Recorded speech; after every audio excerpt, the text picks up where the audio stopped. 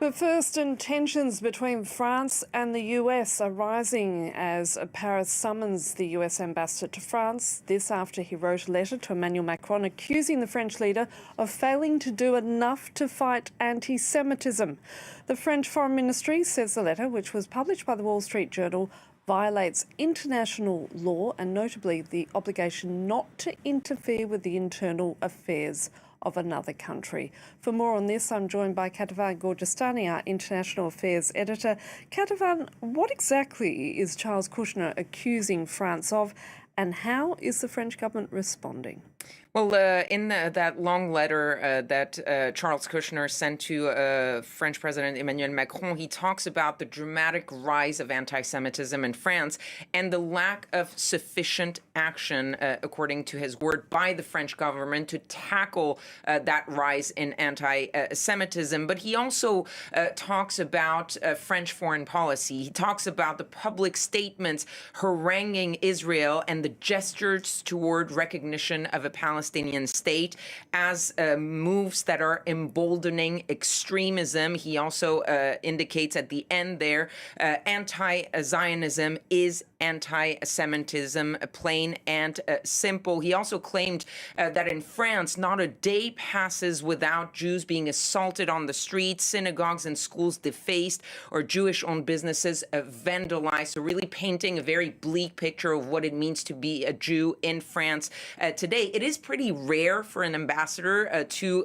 so publicly and so directly criticize the host country where they're posted, and the leader of that country, especially when it is an ally. And so the response of the French was equally strong worded, with the foreign ministry announcing that summon, but also dismissing the allegations, responding to those allegations. They admitted that there had been a rise in anti-Semitic acts in France, but they said that they've taken measures to combat that anti-Semitic rise, saying that they had reinforced security. They also called the allegations unacceptable and pointed, as you said, to that violation of international law, which is that an ambassador of a foreign country is not supposed to interfere with the domestic politics. Rather, they're supposed simply to report back to their country, to the term in that. And so that's why you're seeing this move of summoning an allies ambassador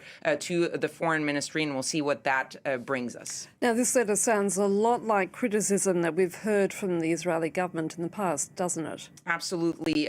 Just earlier last week, Benjamin Netanyahu sent a letter to Emmanuel Macron where he said that your call for a Palestinian state pours fuel on this anti-Semitic fire. He also said that it emboldens those who menace French Jews and encourage the Jew hatred now stalking your streets. And it was not just Emmanuel Macron who was the target of the Prime Minister's ire. You had other countries that have announced their plans to recognize Palestinian statehood, like France did, including the UK, Canada, Australia, who've also gotten a lot of criticism from the Israelis. But what you see in the wording of Charles Kushner's letter is basically the same elements that we've heard from the Israeli Prime Minister. But it's one thing for the Prime Minister of Israel to send a letter to a counterpart, to a head of state, Emmanuel Macron, to talk about something that directly involves his country. It's a whole other thing to have